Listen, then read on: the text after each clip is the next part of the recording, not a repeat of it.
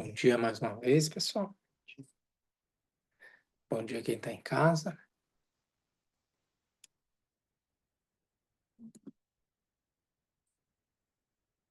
Bom, hoje a gente vai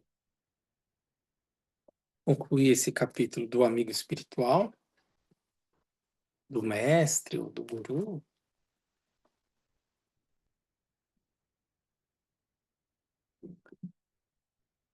E, e vamos entrar numa parte que é muito cara, que é muito especial,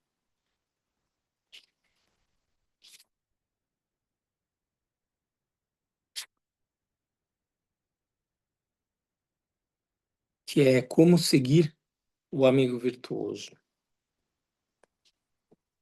Mas antes da gente começar, eu queria saber, para quem está acompanhando os ensinamentos, se tem alguma dúvida, se queria fazer algum comentário.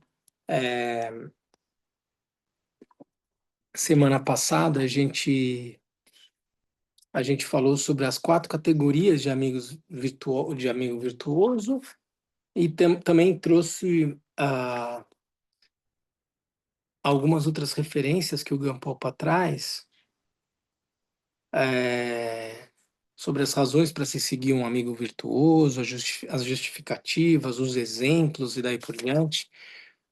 Então, para a gente fazer uma coisa mais interativa, assim, não tão passiva, queria saber de vocês, quem está em casa, quem está aqui, se está com alguma dúvida, se entendeu bem até aqui, enfim. Lama, eu tenho uma dúvida. No ensinamento passado, o senhor tinha falado que tinham professores com 8 qualidades, 4 qualidades e 2 qualidades, né? É possível que essas qualidades, é, por exemplo, tem algum professor que tem alguma qualidade que está dentre as 8, outro que está com alguma dentre as 4, que pega essas 3 categorias? Assim, fundamentalmente, se a gente for olhar as categorias que ele menciona, ah, me parece que as categorias de 8 e os mestres, né, os professores com 8 e 4 categorias, de alguma forma eles são mais abrangentes, né? Ou seja, o que tem 8 qualidades invariavelmente inclui aquele que tem 4 e aquele que tem 2. O de 4 inclui aquele que tem 2. Então eu diria que sim, assim, né? Que você vai ser capaz de você vai identificar esse professor, eu acho que ele tem essas 2 qualidades. Eu imagino que ele não seja esse professor que tem as 4 qualidades ou as 8, mas ainda assim ele é um professor, né? Isso não torna ele mais ou menos especial, assim. Eu diria, é, é, é interessante porque se vocês estão acompanhando com esse material aqui, que está disponível lá no site do KPG, depois da parte do texto do Gampopa, você vai encontrar o texto do Patrul Rinpoche sobre esse assunto, né? E ele começa, o Patrul Rinpoche, ele traz sempre muitas referências, né? Ele é muito exaustivo nos aspectos, nos detalhes e daí por diante. A gente vai ver quando a gente for falar sobre o antídoto contra as experiências de felicidade do Sansara, a meditação sobre o sofrimento. Ele traz uma descrição dos reinos, dos 6 reinos de existência, assim, super detalhada. Para algumas pessoas, ler todo aquele material sobre os infernos, sobre os pretas, é difícil, assim, e ele coloca de uma maneira muito firme, assim, né? A lógica de causalidade, aquilo que enseja uma conduta não virtuosa e as consequências, assim, não é fácil digerir o texto do Patrão Rinpoche, que é um grande mestre realizado, tem uma razão dele escrever desse jeito.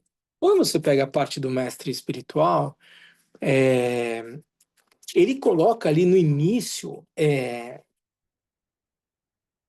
vários critérios extremamente, ah, digamos, exigentes em relação ao tema, né? E você fala, puxa, mas só um mestre espiritual, então só pode ser alguém que tenha um nível de realização muito avançado, e daí por diante, porque ele começa o capítulo desse jeito, E aí, mais para frente, não sei se eu marquei aqui no meu texto,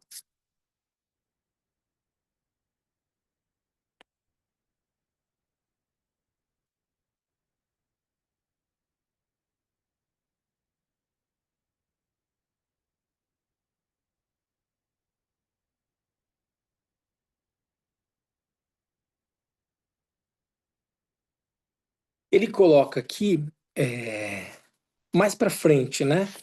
Se você pegar o texto dele, quem está com esse material, você vai ver ali a, a parte do Patrão Rinpoche começa no item 97.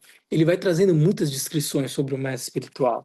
Quando ele chega mais ou menos, mais ou menos não, quando ele chega na página 108, ele coloca um item chamado examinar o mestre. E ele diz: examinar o mestre, num sentido geral, é averiguar se ele possui ou não todas as qualidades descritas nos sutras e tantras. Em particular, imprescindível que ele tenha a bodhicitta, a mente do despertar. Assim, examinar o mestre poderia ser resumido em somente uma questão: ele possui ou não a bodhicitta? Então ele começa, estou dando toda essa volta, que ele começa detalhando muito as características de um mestre, mas ele vai decupando e ele vai dizendo, somou, dividiu, o fundamental é saber se esse professor sustenta de fato a motivação correta da Bodhicitta. Se você pegar o texto do Gampopa, quando ele coloca o mestre, o amigo espiritual, com duas qualidades,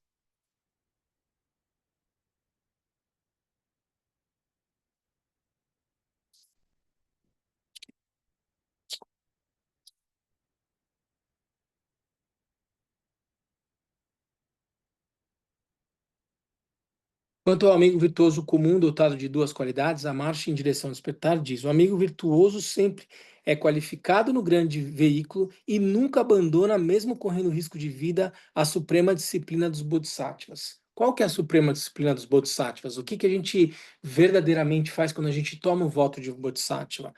É fundamentalmente assentar, desenvolver a bodhicitta, ou seja, é você ter uma profunda aspiração de alcançar o estado de Buda, para poder beneficiar que todos os seres alcancem o estado de Buda. E num sentido mais específico, é você jamais, absolutamente jamais abandonar qualquer ser do seu coração. Então, um mestre, um amigo espiritual, ele jamais vai abandonar alguém sob a perspectiva do praticante no seu caminho. Se ele verdadeiramente tem de uma maneira absolutamente autêntica, né? Assim, ele é um praticante Mahayana e ele tem de maneira profundamente assentada a atitude do Bodhisattva, se ele tem a Bodhicitta, se ele tem essa motivação, ele tem, pelo critério do Gampopa, duas qualidades, e pelo critério do Patru Rinpoche, o elemento fundamental para poder contribuir para o caminho é, de um praticante. E vejam que isso não é só isso não é só algo dito da boca para fora, isso é uma atitude diante da vida. Você verdadeiramente não abandonar nenhum ser do seu coração, mesmo que ele, mesmo que ele te maltrate, mesmo que ele faça coisas reprováveis e daí por diante. Quantos conseguem verdadeiramente sustentar uma atitude de amor, bondade e compaixão em relação a alguém que te machucou ou machucou uma outra pessoa e daí por diante? É assim, é você olhar e enxergar a dimensão de humanidade. Essa palavra humanidade é meio ruim, mas assim, é, de um criminoso, de uma pessoa que tem uma postura ideologicamente diferente da tua, ah, de alguém que te fez mal na época da infância, da adolescência.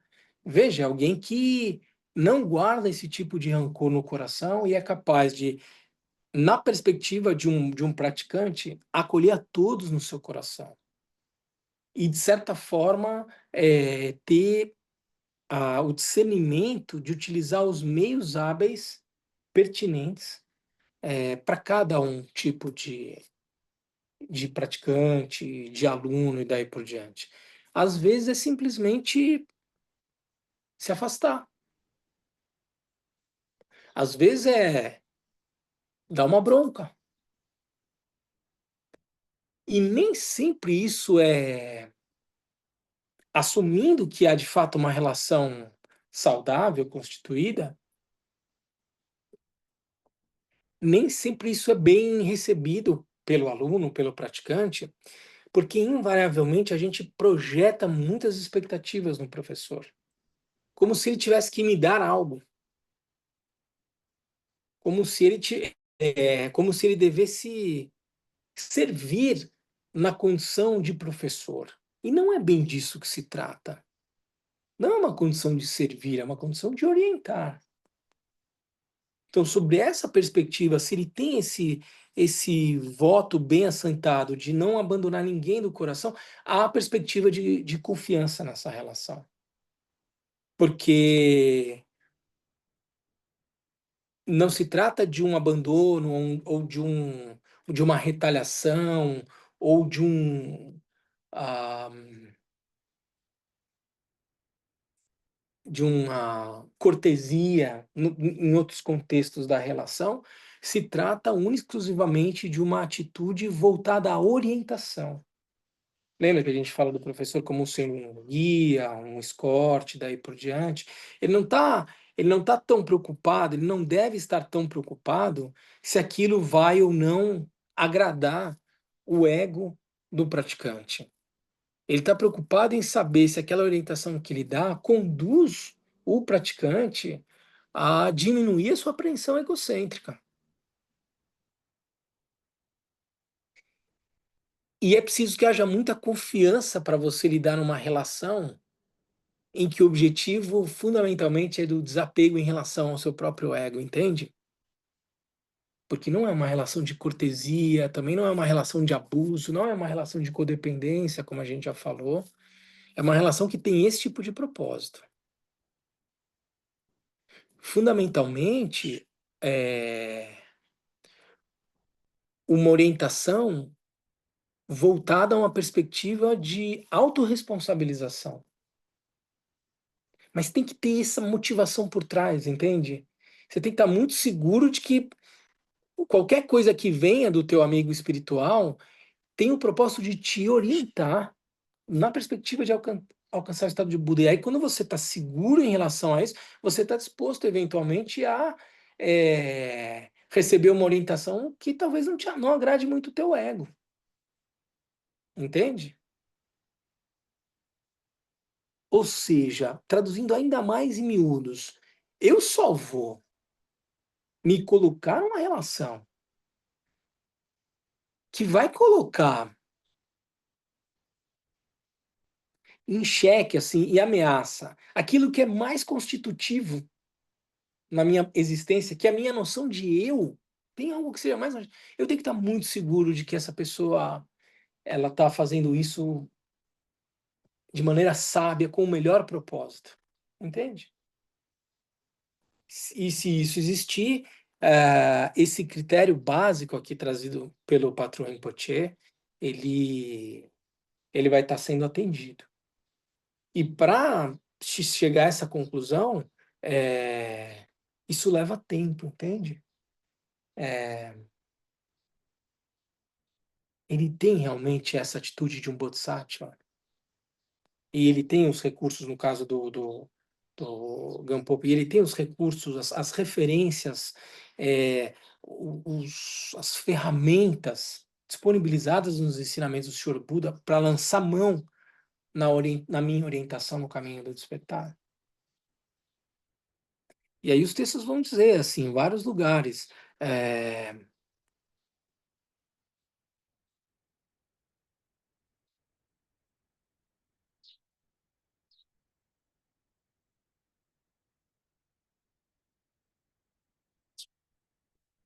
o patrão Rinpoche vai trazer várias histórias, mas no final, né?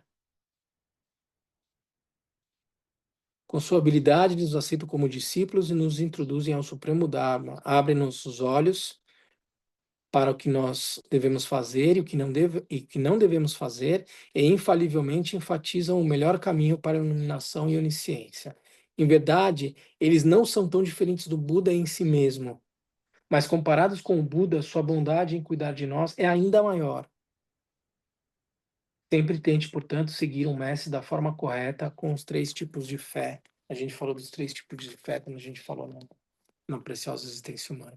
Então, eu te dei uma resposta mais ampla do que você me perguntou, mas só para te dar esse panorama, é, que sim, daquele que tem os menores requisitos para o maior, muito provavelmente o de 8 possui todos aqueles de 4 e mais alguns, o de 4 possui aqueles de 2 e mais alguns, e o básico, assim, espremeu, o fundamental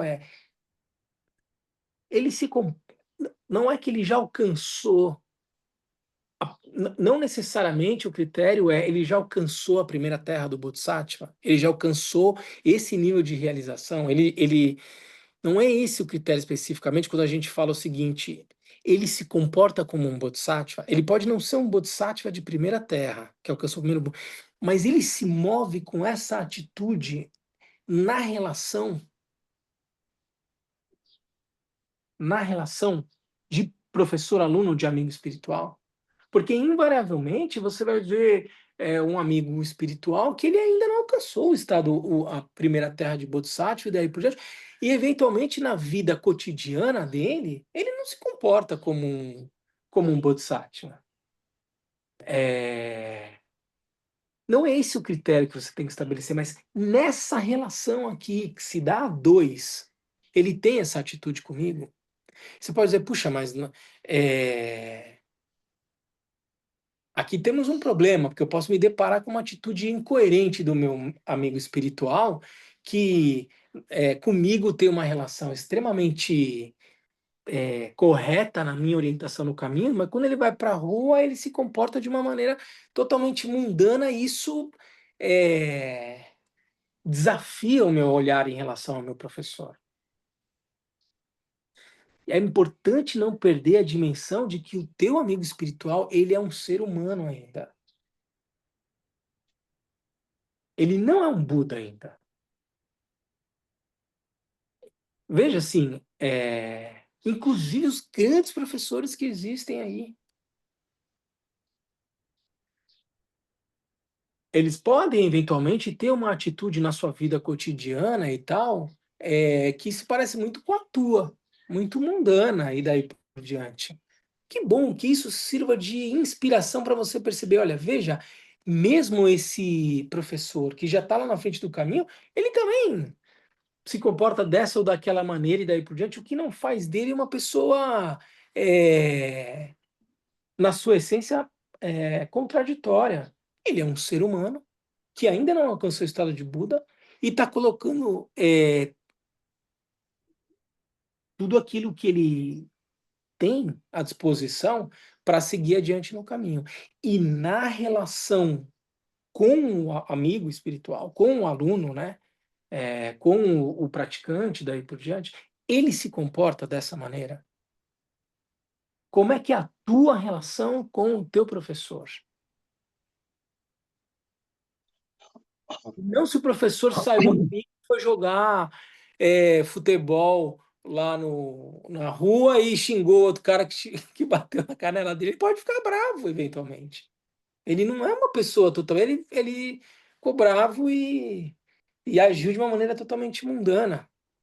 Ah, mas aí então ele não é um professor porque ele ficou bravo e ele chutou a canela do outro cara. É um ser humano. É um ser humano. Para dar um exemplo bem simples. Mas e na tua relação com ele? É alguém que te orienta, que respeita a tua trajetória, o teu caminho, que está disposto a enfrentar a possibilidade de você fazer uma cara feia para ele, porque ele vai botar um dedo na ferida e dizer: olha, eu não estou aqui para massagear o teu ego. Se eu fizer isso, eu estou prejudicando a proposta aqui, entendeu? A gente está disposto a ter uma relação em alguém que vai nesse lugar, como eu mencionei. Esse é o desafio. E para isso, como eu falei, você tem que estar muito seguro de que essa pessoa, como uma mãe, como um pai, eu evito colocar essas relações filiais, parentais e daí por diante, porque eu acho que a relação, como eu falei para vocês no primeiro dia, de um professor com um praticante ou de um amigo espiritual, não é uma relação de pai com filho, não é uma relação de codependência, não é disso que se trata, assim. É um encontro de pessoas, de duas pessoas, uma com mais experiência e outra com menos experiência, com o propósito de superar o ciclo de renascimento do Sansara. E com um canhão virado para o teu ego, porque é ele que faz a gente assumir todos os compromissos, ter todas as emoções e daí por diante.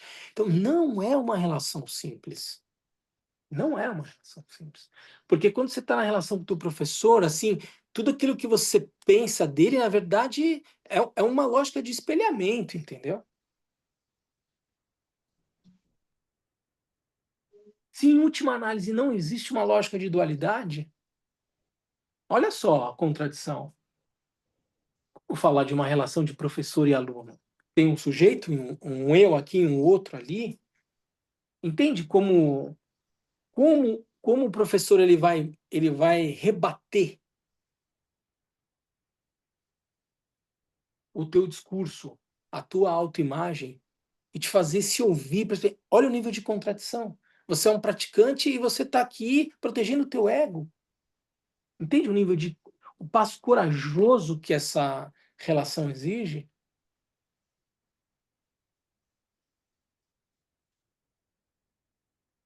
Respondida? Sim, sim. Obrigado. Imagina. Gente, pessoal em casa, vamos lá. Isso não é para ser um Bom, monólogo. Esse é um tema importante. O que vocês trazem?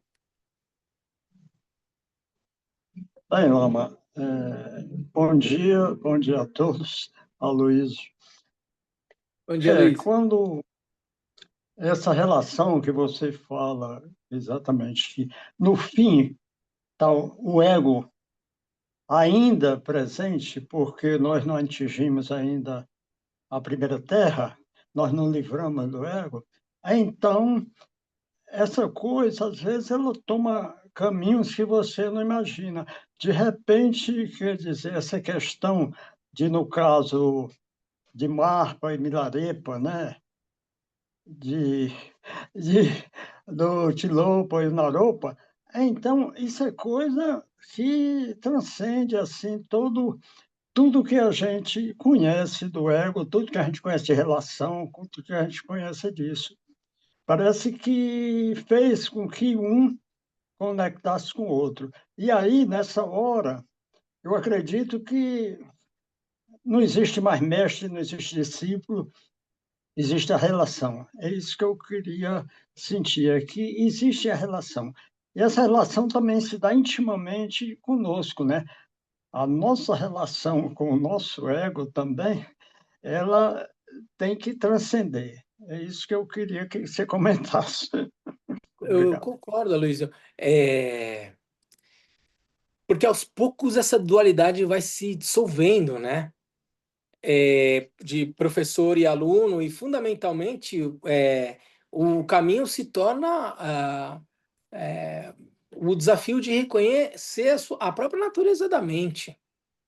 O professor te apoiou nesse caminho como um todo. Quantas histórias a gente tem aqui do encontro de Mochopa com Gampopa? O detentor da linhagem Champakagyu, Mochopa, aluno de Kyumpo Nelger, e o detentor da linhagem Karma Kagyu, Gampopa, se encontrando. E no encontro, quando o Mochopa encontra Gampopa numa caverna, porque ele ainda tinha algumas dúvidas na sua prática, que o Punaldo já tinha partido, ele vai atrás do Gampopa e quando ele encontra Gampopa, eles se encontram e se emocionam muito, mutuamente, reconhecendo que ambos tinham sido mestre e discípulo ao longo de vidas. E aí um confere iniciações para o outro e daí por diante. Veja o nível de sofisticação, digamos, dessa relação, né? Mas o que é uma coisa importante entender, Luiz, assim,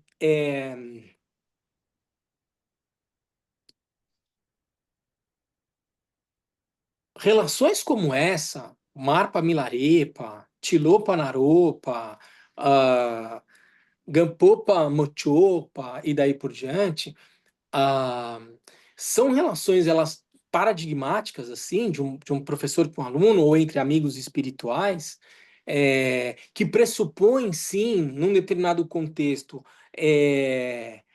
uma é óbvio que vários que esses praticantes eles têm uma trajetória no caminho do Dharma. Então veja assim para um Naropa encontrar o Tilopa e ser aceito como aluno, o Naropa não era um praticante qualquer, entende? O Naropa era o guardião de uma dos 4 grandes portais do grande templo de Nalanda, na Índia. Ele era, eu não me lembro agora se é do portão oeste, leste, não me lembro, mas toda vez que um Tirtika, praticante que não acreditasse no budismo, quisesse se debater com um erudito do monastério, é, havia um grande praticante responsável por cada uma das portas do monastério e ele que debateria. E o Naropa era uma espécie de reitor da Universidade de Nalanda. Imagina um nível de erudição e tal, até o momento em que é dito que ele tem uma visão de Tara ou do seu Idan e daí por diante, e ele é confrontado. Tudo isso que você ensina aí, você conhece verdadeiramente?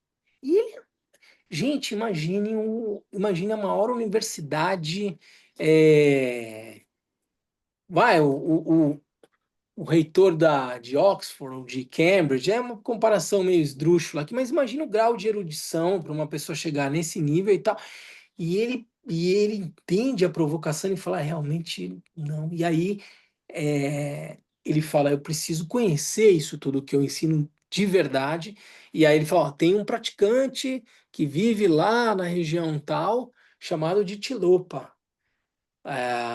E ele vai para lá e encontra um Siddha, né? Um sujeito, um mendigo ali na beira de um rio e tal. Ele fica meio assustado, ele está comendo um peixe do rio, enfim, essa história eu acredito que todos vocês já conhecem, mas veja, assim, olha o porte do Naropa, olha quem era Tilopa e daí por diante. Então, por que eu estou dizendo tudo isso, Aloysio? Porque a gente não pode perder de vista que essas são relações paradigmáticas para nós no budismo.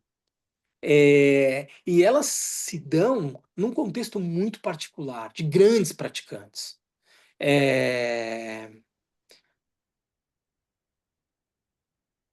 em geral, nós não estamos numa condição aqui de praticantes desse calibre, desse porte, entendeu? O que significa dizer que os métodos empregados num tipo de relação como essa são muito particulares, porque pressupõem um nível de amadurecimento na prática muito elevado. Do Tilopa virar e falar para o Naropa se joga desse penhasco de 9 andares, ele se joga e se arrebenta. E o Tilopa vai lá, dá um estalo e o corpo dele se recupera. Do mar para virar para o Milarepa e falar: constrói um prédio de 2 andares, depois 5 andares, depois 9 andares, destrói tudo e constrói de novo, e daí por diante. Veja, se a gente transportar esse tipo de relação para os dias de hoje, o Tilopa seria um abusador, do Naropa seria uma relação tóxica, seria um assédio e daí por diante.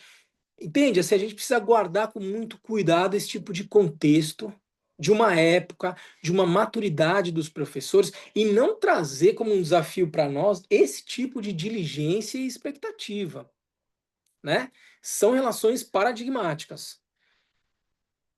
Mas a ideia, acho que desses exemplos é mostrar até onde pode ir essa relação, desde que ela seja muito bem assentada. O Patrul Rinpoche, no livro dele, quando eu digo assim, desde que elas sejam muito bem assentadas,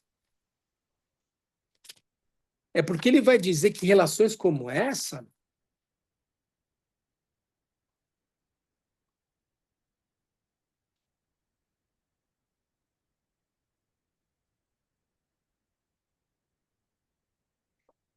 relações como essa são assentadas em vínculos muito bem constituídos em vidas anteriores. Ó, o patrão Rinpoche vai dizer o seguinte: o maior de todos os mestres é aquele com o qual estamos ligados por vidas anteriores. Para esses, o exame é desnecessário. Sim, é uma conexão muito rápida. Simplesmente ouvindo sua voz ou mesmo seu nome, pode tudo transformar num instante e incitar tal fé que cada pelo em nossos corpos erige e nossas percepções são imediatamente transformadas. Ronton Laga disse a Jetsun Milarepa: o lama de suas vidas passadas é o melhor de todos os seres, o rei dos tradutores conhecido como Marpa Lotsawa. Ele vive em um eremitério em Trolum, no sul. Vai e procure. Veja, ele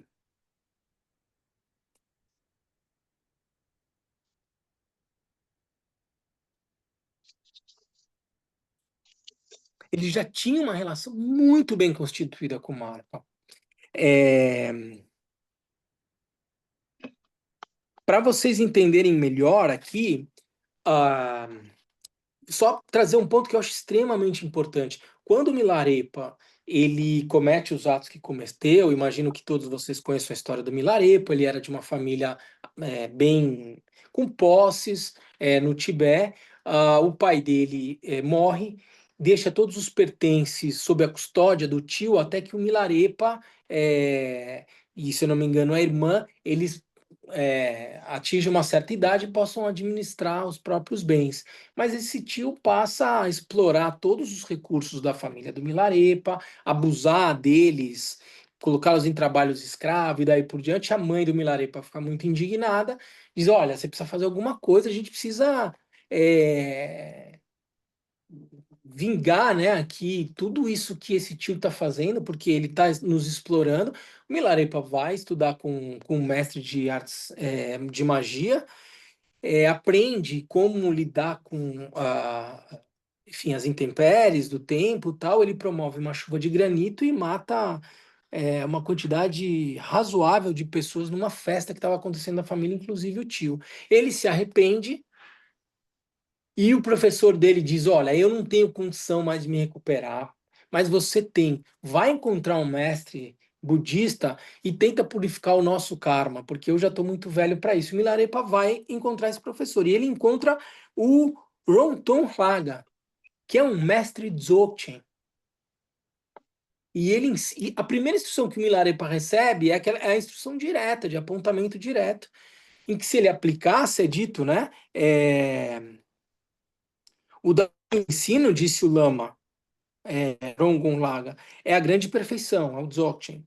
Sua raiz é a conquista desde a origem. Seu ápice é a conquista da realização e o fruto, a conquista do yoga. Se alguém medita durante o dia, esse alguém pode tornar-se um Buda no mesmo dia. Se alguém medita durante a noite, esse alguém pode tornar-se um Buda na mesma noite. Seres afortunados cujas ações passadas criam condições favoráveis de não terem necessidade de meditar, eles são liberados simplesmente por ouvir.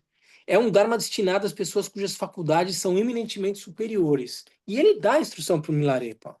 Depois de receber as instruções e iniciações, Mila pensou consigo mesmo: eu tive 2 semanas para obter os sinais de sucesso na magia. 7 dias para 7 dias foram suficientes para ter o domínio do granizo.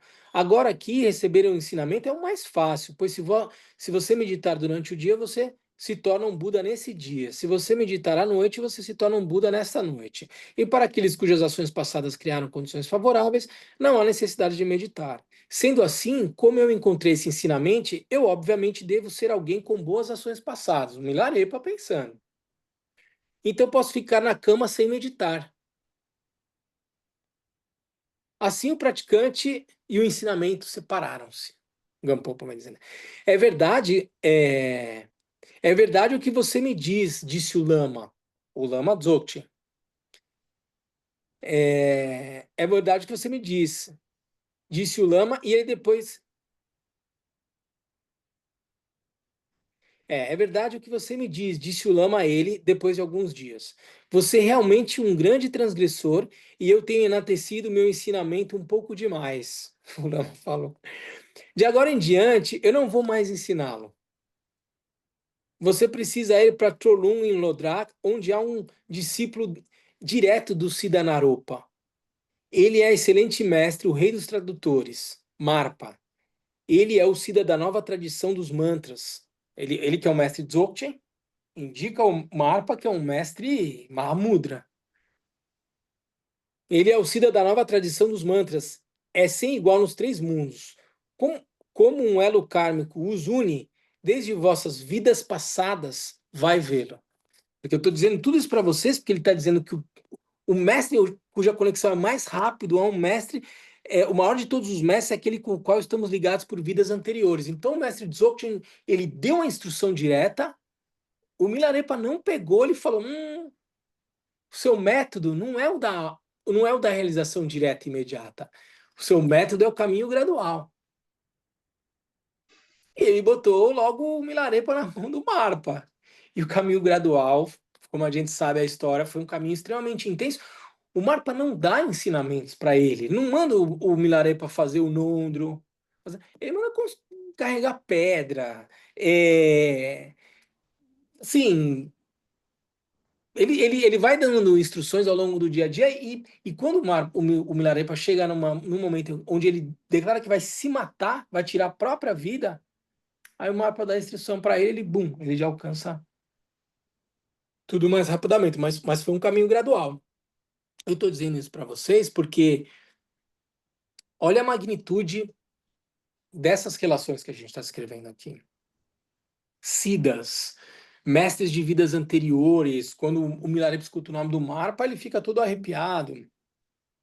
Então, vejam, são experiências mais paradigmáticas. A gente tem que ter essa clareza quando a gente vai fazer referência a essa relação de professor e aluno, utilizando esses exemplos. Eles são válidos, eles mostram até onde isso pode ir, eles mostram a magnitude da entrega de um aluno com um professor com esse nível de realização, porque já há um nível de amadurecimento muito grande aí contido. E nesse contexto, o aspecto da devoção pura, ele se faz presente, ele se manifesta, e é por meio dele que você percorre o caminho de uma maneira absolutamente autêntica e eficaz, digamos assim, levando em consideração o caminho Vajrayana, né? Na perspectiva do caminho Vajrayana, onde o aspecto de devoção é fundamental, tá? Tudo bem, gente? Tudo bem, Aloysio? Tudo bem, obrigado. Lama, Oi. em tibetano, a palavra está mais para amigo, está mais para mestre, está mais para professor, porque é o que você acabou de dizer, que assim, o próximo passo é devoção. E eu sempre fico com a impressão assim, de que, não sei se é uma coisa do Ocidente, ou se de fato, no original, no tibetano, ele flerta também com a ideia de amigo e não de mestre, por exemplo. Enfim, é uma pergunta só assim. Então, Bia, a gente, quando, no primeiro dia, 2 semanas atrás, quando a gente começou a dar os ensinamentos do Gampopa sobre o amigo virtuoso, a gente bateu bem, e isso são essas 2 palavras sobre as quais a gente vai se debruçar mais hoje, é a palavra em tibetano para mestre, ou para amigo virtuoso, que é Gewei Shenyen, e a palavra devoção, que é Mugu. Quando a gente olha, Gewa em tibetano é virtuoso. She, porque a palavra em tibetano é Gewei Shenyen. E aí, por isso que eu falei, eu acho que a escolha feita pelo grupo de tradução aqui do KPG foi muito feliz. Porque é raro você encontrar a tradução para Gewei Shenyen como sendo amigo virtuoso no texto em português. Você vai encontrar o mestre espiritual, o professor e daí por diante. Você não vai colocar isso como amigo, mas se você olhar, Gewa é virtuoso, She significa relação, amizade, Nhen significa amigo ou companheiro. Amigo, companheiro, virtuoso, assim. É uma relação, portanto, e a gente enfatizou muito isso, de uma autêntica amizade. Não é uma relação de um pai com um filho. Não é uma relação de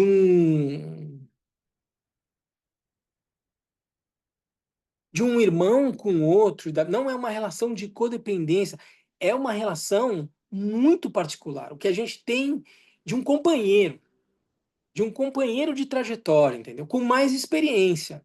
Ele é um amigo virtuoso, então ele não é qualquer amigo. Ele não é uma relação de amizade. Não é uma relação terapêutica. É muito particular. E se a gente coloca isso com essa maneira muito assentada em algo que já é muito cunhado no Ocidente, essa relação do mestre, do guru, assim, assim, uma importação de um conceito. Isso vem muito atrelado a uma lógica meio devocional. E aí a segunda palavra que eu mencionava, e que para nós hoje é fundamental, é mugu. Então, se há uma questão aqui que parece dialogar com devoção, qual é o conceito da palavra de devoção que a gente usa aqui ah, quando a gente está estudando ah, esse capítulo do amigo virtuoso? A palavra é mugu. Mo significa admiração, inclinação, apreço, estima. Gu significa apreço, estima, admiração também. Essas duas palavras reunidas, elas trazem uma noção, e elas são traduzidas como devoção. Mas quando a gente vai olhar a natureza dessa devoção, ela não é algo cego, místico necessariamente. O apreço, a estima, a admiração, o respeito, a consideração, ela é construída na relação. Ela não é fabricada porque alguém está com uma roupa diferente, porque tem um incenso maravilhoso, porque toca uma bandinha antes de eu entrar aqui para dar um ensinamento, e daí. Como é que eu construo uma relação de respeito, estima, apreço, admiração por uma pessoa? Com o tempo. Quem é essa pessoa? O que ele faz? Como ele se comporta? O que ele diz? E daí por diante. É nessa relação que toma tempo, convívio, hábito, que vai se constituindo uma relação de respeito, estima, apreço, consideração e daí por diante. Que gupa, que mugu vai se constituindo. Essa relação, portanto, de devoção pura que a gente fala, Bia, com o professor e daí por diante, ela é assentada nesses critérios. E uma vez constituído esse tipo de relação, de devoção, por exemplo, em relação ao professor, mas com esses critérios que eu mencionei agora, uma relação com um amigo virtuoso se constitui. E uma vez constituída, aí faz sentido a gente falar da forma de servir o seu amigo espiritual ou o seu professor dentro desse contexto. Eu me lembro, estava comentando outro dia com um amigo sobre eu tenho um colega, um cara muito querido assim. Ele estudou comigo na escola e o apelido dele era Manteiga. Por que era Manteiga? Porque o professor da disciplina que ele mais gostava na 7ª série, porque ele foi mal na prova e foi reprovado, ele chorou na sala de aula, back to the 80s aqui, né, de volta aos anos 80 e daí por diante, onde o bullying era um método de ensino e daí por diante, ele chorando, triste que tinha ido mal na prova, o professor, ao invés de acolher e daí por diante, falou, você é manteiga mesmo, vai chorar porque foi mal e daí por diante. Bom, ele virou manteiga na escola, até hoje, quando a gente tem os grupos de WhatsApp, e aí, manteiga e tal, a galera acordou um pouco para esse tipo de atitude, alguns já não chamam mais, outros ainda chamam e tal. Mas matemática era a matéria que ele mais gostava. E ele queria, porque queria estudar matemática, assim. mas ele foi mal naquela disciplina com aquele professor que não soube acolher e daí por diante. E ele, de alguma forma, com muita força de vontade, disse: eu vou aprender matemática, eu quero. E eu me lembro que acho que ele ficou 2 ou 3 anos e ele entrou em matemática na USP e arrebenta na matemática. Mas ele tirava nota vermelha de matemática, ele foi mal e daí por diante. Pergunto: existe apreço, respeito, estima desse meu amigo com esse professor? Há uma relação autêntica de professor com esse aluno? Ou uma relação com um professor de verdade é um cara que você admira, que você tem apreço, respeito. Professor com P maiúsculo mesmo. Professor que está totalmente à disposição em sala de aula para sanar as dúvidas. Professor que sabe ser um modelo para um aluno sobre como se comportar. Quantos professores, eu me lembro, de educação física, de outras disciplinas, ensinaram muito mais na condição de professor, sem que aquela fosse o tema da sua disciplina, mas pela atitude que ele tinha. Então, quando eu estou falando aqui em amigo espiritual ou professor, eu estou falando dessa relação, entendeu, Bia? Não é um nome só, mestre, guru, professor, devoção, todos esses termos que a gente aqui no Ocidente embaralha um pouco, repete sem entender etimologicamente do que se tratam essas palavras e e referência a que elas fazem, entendeu? Então, sim, nós estamos falando em devoção quando a gente está falando da relação de amigo espiritual, mas de que tipo de relação, de que tipo de devoção? No que ela se assenta? E a gente viu aqui que são palavras que a gente conhece muito bem e que não precisam vir carregadas de alguma mística, de alguma luzinha, de alguma aura e daí por diante. Respeito, apreço, estima, consideração, a gente sabe como a gente constrói. E isso leva tempo. E uma vez constituído, eu posso falar em Mugu, devoção aqui, na relação com um Gewei Shenyen, que é um amigo virtuoso, ou um professor, ou um mestre, e daí por diante.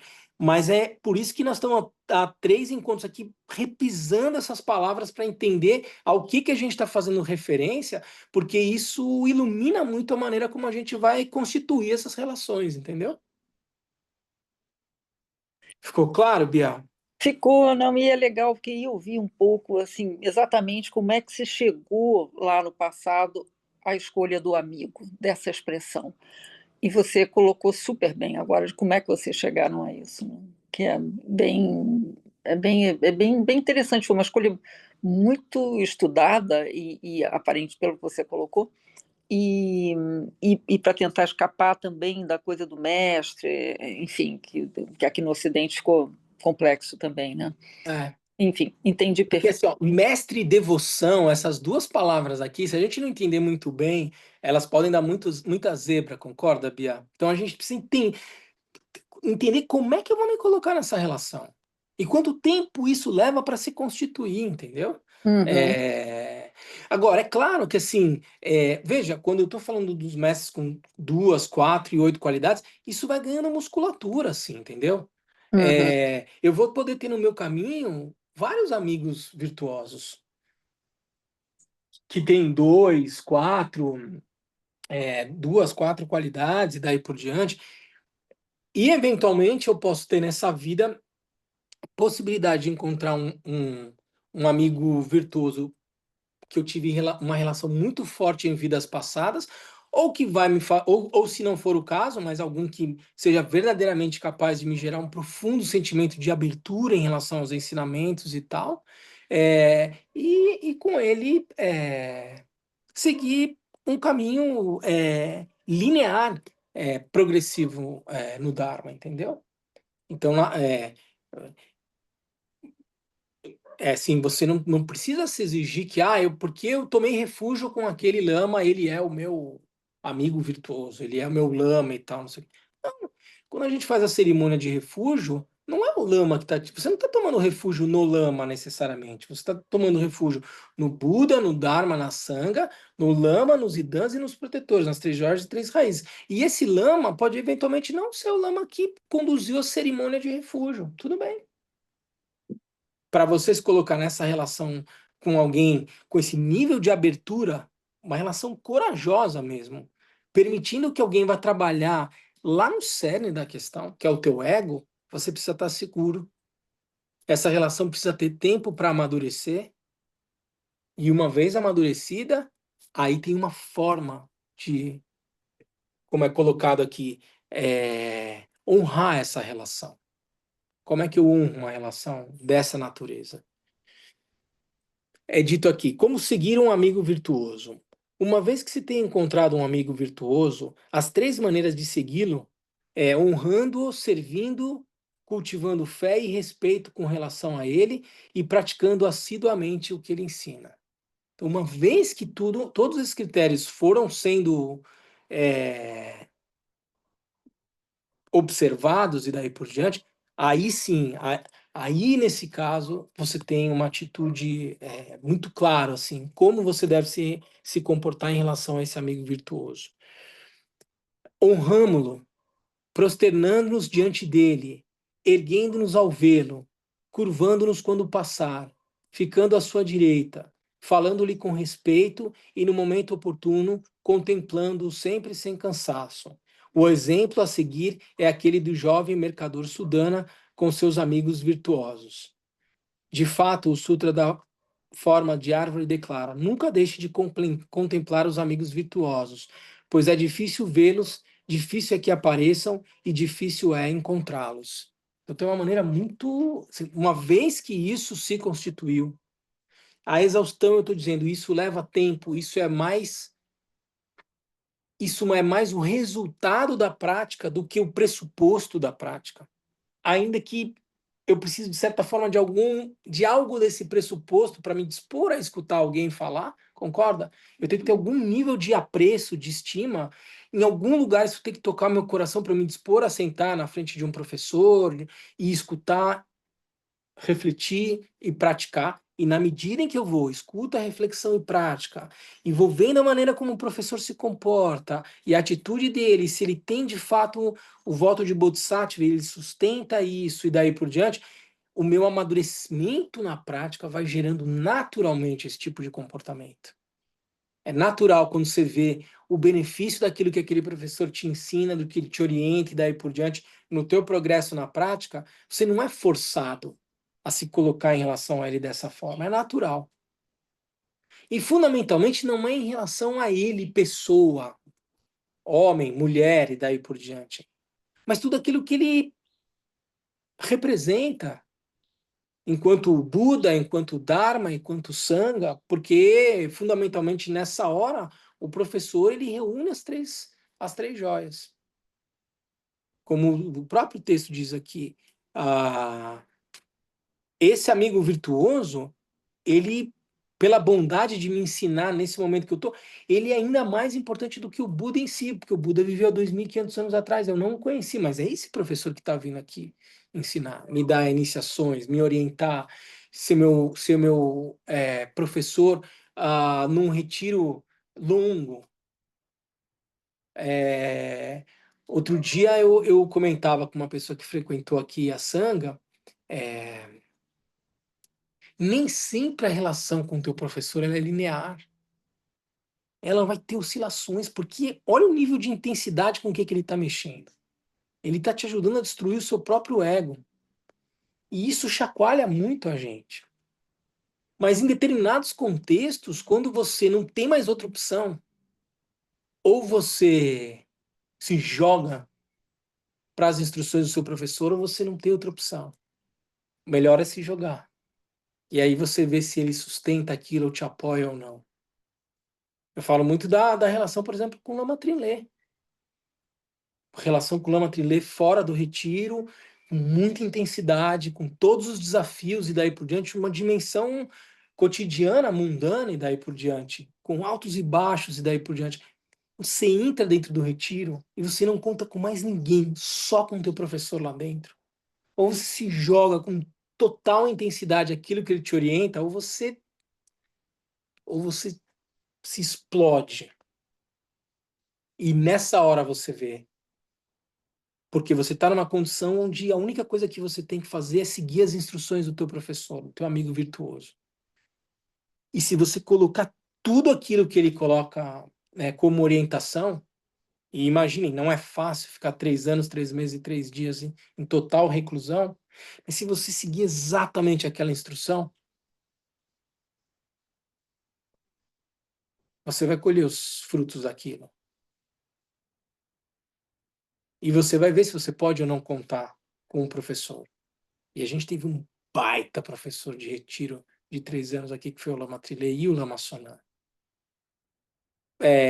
Ali você ou se joga no retiro ou se joga no retiro. Ou se não, você se joga para fora do centro de retiro, porque você não tem o que fazer. E é nessa hora que você tem que entregar toda a tua confiança e você vai perceber, assim, ele sustenta isso, ele está 100% aqui para orientar e seguir o caminho e lidar com os desafios que aparecem. E aí você vai ver a intensidade do que é essa relação. E daí por diante, assim, né? Nas outras formas de você ir praticando, que eventualmente não dentro de um retiro de 3 anos. Mas é muito intenso. É muito intenso porque você não tem outra opção. Você está ali só, única e exclusivamente para praticar. E deveria ser assim fora também, né? Como praticantes, a gente deveria estar aqui tocando a nossa vida com um único propósito de progredir na prática. Como fazer isso? Como ir seguindo a orientação e lidando com os desafios da vida mundana e tal, onde a gente é confrontado com o nosso ego, com os incensos, com as seduções da vida e tal. Num retiro de 3 anos, você entra numa sala cheia de espelhos. É você com você e o teu professor. Porque sozinho, você não faz um retiro de 3 anos. Entendeu?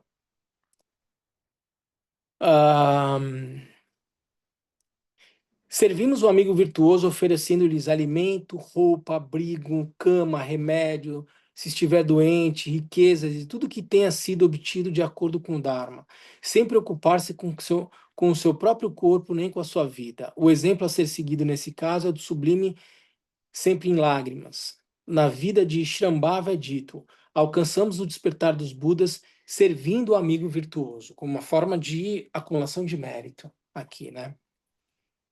É a primeira forma, né? Servir e honrar. A segunda é cultivar a fé e o respeito.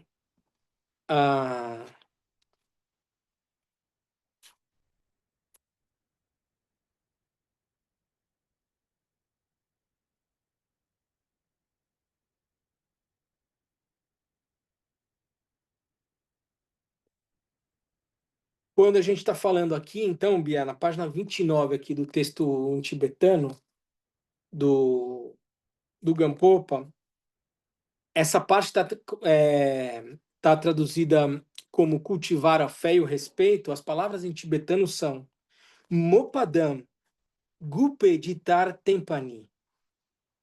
Mopa, como eu estava falando no conceito, a ideia de devoção, porque aqui ele fala em fé e respeito, né?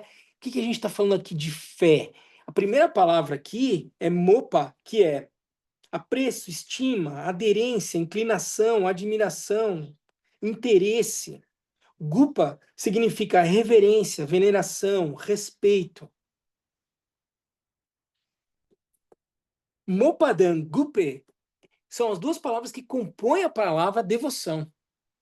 Então, quando eu estava explicando para a Bia aqui, a ideia que a gente tem de devoção são essas duas palavras no tibetano que traduzidas como aderência, inclinação, admiração, interesse, apreço, estima, aqui está traduzido como fé, e reverência, veneração e respeito. Uma pessoa absolutamente virtuosa, como um Dalai Lama, como você se comporta diante do Dalai Lama, se não com um profundo respeito, apreço, estima, cuidado, né? É natural, não é forçado, não é um comportamento cultural. É algo que é espontâneo diante da magnitude da obra de uma pessoa como Dalai Lama. Então, esse é o tipo de atitude que você tem que ter em relação ao amigo virtuoso. Consideremos nosso amigo virtuoso como o próprio Buda, não desobedecendo nenhuma de suas instruções, e sejamos cheios de devoção, respeito e fé por ele, a exemplo do grande Pandita Naropa com seu amigo Tilopa. Lemos na Mãe dos Vencedores. Com assiduidade, respeite teu amigo virtuoso, cheio de uma confiança alegre e venéreo. Quando nosso amigo virtuoso age como mestre dos meios hábeis, não tenhamos pensamentos negativos, redobremos ao contrário nosso respeito por ele, de acordo com o exemplo que encontramos na história do rei Anala. É uma história que ele não traz referência aqui. E 3, praticar assiduamente o que ele ensina. Escutemos seus ensinamentos, pensemos neles e meditemos. É a melhor maneira de agradá-lo. Então, a melhor maneira de você agradar um professor é colocando em prática aquilo que ele falou. Para concluir, gente, assentando ainda mais, né, esse segundo aspecto, que é a maneira de servir o amigo virtuoso, de se colocar na relação com o amigo virtuoso baseada na devoção, é que a gente enfatiza muito esse aspecto da devoção como a via mais direta e rápida para se alcançar a realização da natureza da mente, se alcançar o estado de Buda, que é esse processo de amadurecimento da relação que torna essa atitude de respeito, apreço, estima, traduzida como devoção, um respeito, apreço, estima, traduzido como devoção pura. Quando a gente está falando de uma devoção absolutamente autêntica nessa relação, eu tenho a condição que é fundamental para se alcançar o despertar sob a perspectiva vajrayana. E aqui eu queria trazer o canto Vajra, Doha, de Niguma para Khimpu Neljor.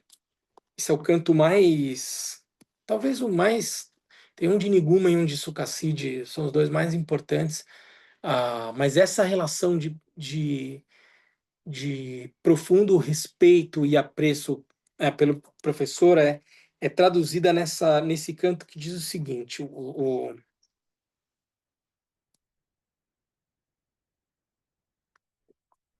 Niguma é uma bodhisattva de 10ª terra. Lembram que a gente viu os tipos de mestres, a gente viu que um grande praticante ele pode ter como mestre o Buda, bodhisattvas de 8ª, 9ª e 10ª terra, depois bodhisattvas de 1ª a 8ª terra, depois mestres de 8 qualidades, 4 qualidades e 2 qualidades. Então o Khimpu Neljor já é um bodhisattva, recebendo as instruções de Niguma, bodhisattva de 10ª terra. Então você tem já um bodhisattva recebendo a instrução de uma bodhisattva de 10ª terra como Niguma. Na noite de lua cheia, Dakini Niguma ofereceu a mim, porque esse é um texto autobiográfico do Khimpu Neljor, descrevendo, né, o seu caminho. Na noite de lua cheia, Dakini Niguma ofereceu a mim as iniciações de Yoga dos Sonhos e do Corpo Ilusório. Depois ela disse: Ei, pequeno monge do Tibete, vem aqui em cima. Pelos poderes mágicos da Dakini, eu subi aos céus a uma altura de 15.000 pés. Eu estou colocando o contexto de quem nós estamos falando aqui. Então, porque para um bodhisattva dessa natureza, essa relação matéria ela é completamente diferente. Uma forma de se relacionar com os fenômenos compostos já é totalmente diferente. Então, pelos poderes da Dakini, ela ergueu Khimpu Neljor a 15.000 pés de altura. Eu me encontrei no topo de uma montanha de ouro. A visão que ele tinha ali era de uma montanha de ouro. Ele estava no topo de uma montanha de ouro. Sobre a minha cabeça, a Dakini e o seu séquito performaram um festim tântrico e dos 4 cantos da montanha fluíam rios de ouro. Eu olhei para baixo, que o Puneldi falando, eu olhei para baixo para esses veios de ouro correndo da montanha, né? E perguntei, para Niguma, essa montanha de ouro realmente existe na Índia? Ou você, Dakini, fez ela aparecer? Que o Puneldi pergunta para Dakini. E aí ela canta o canto Vajra.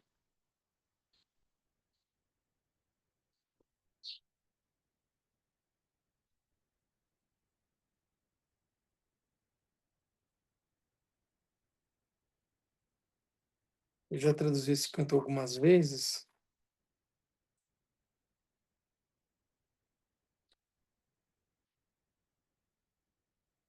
Girando no oceano do Sansara estão as miríades de apego e desejo, ou amor e ódio, e daí por diante. Uma vez que você conhece que essas miríades não têm natureza, então tudo se torna terra de ouro, tudo se torna ouro, meu filho. Se sobre todas as coisas, como uma ilusão, alguém medita como uma ilusão,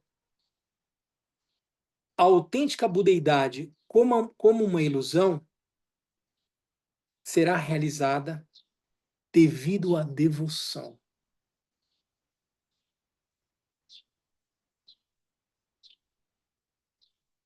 Devoção. Ela poderia falar qualquer outra coisa aqui.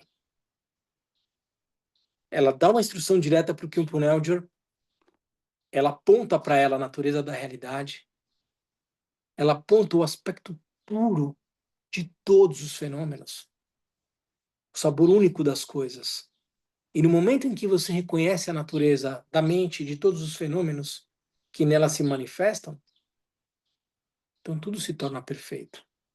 É uma instrução direta, ele tem uma realização ali, e ela diz que se eu medito sobre todas as coisas como sendo como uma ilusão,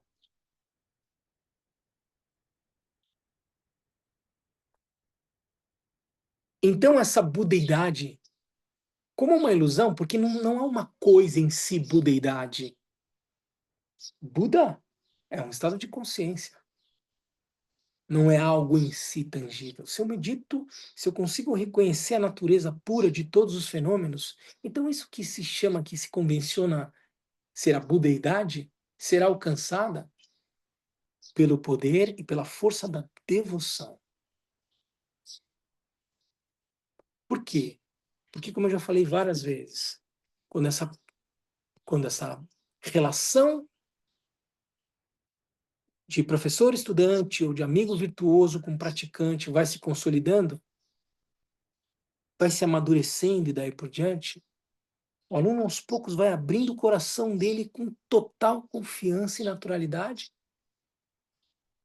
E nesse espaço totalmente seguro e aberto, o professor só aponta. E o aluno vem. Como que um punhal, dizendo, não, mas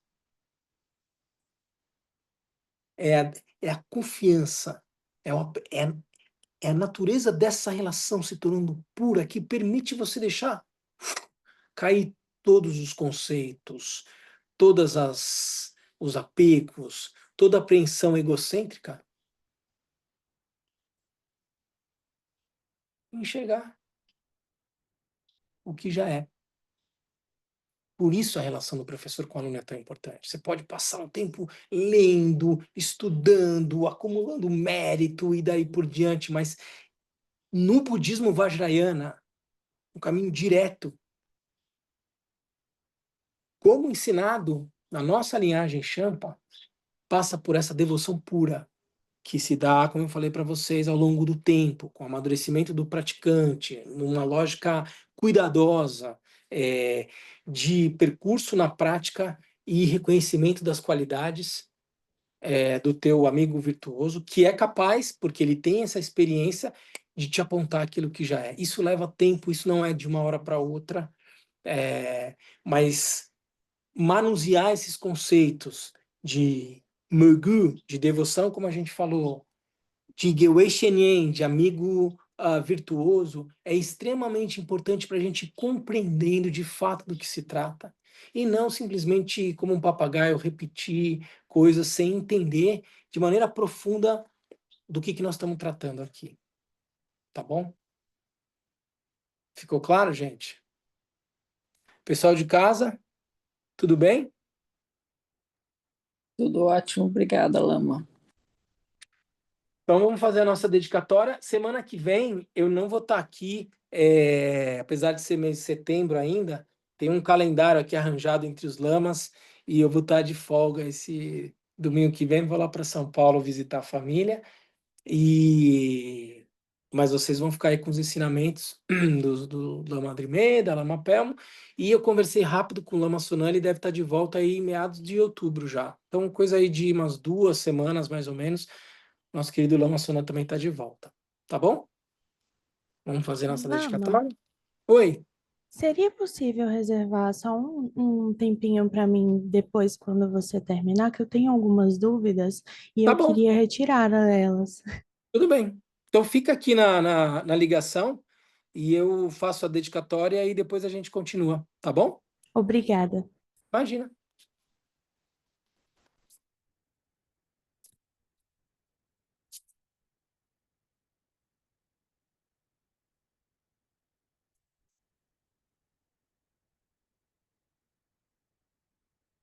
Graças a essa virtude, tendo realizado rapidamente o Mahamudra, possa eu conduzir a esse estado todos os seres sem exceção. Pela graça do Buda que obteve os 3 corpos, pela graça da imutável verdade do Dharma em si, pela graça da infalível aspiração da Sangha, possa essa súplica dedicatória realizar-se tal como ela é.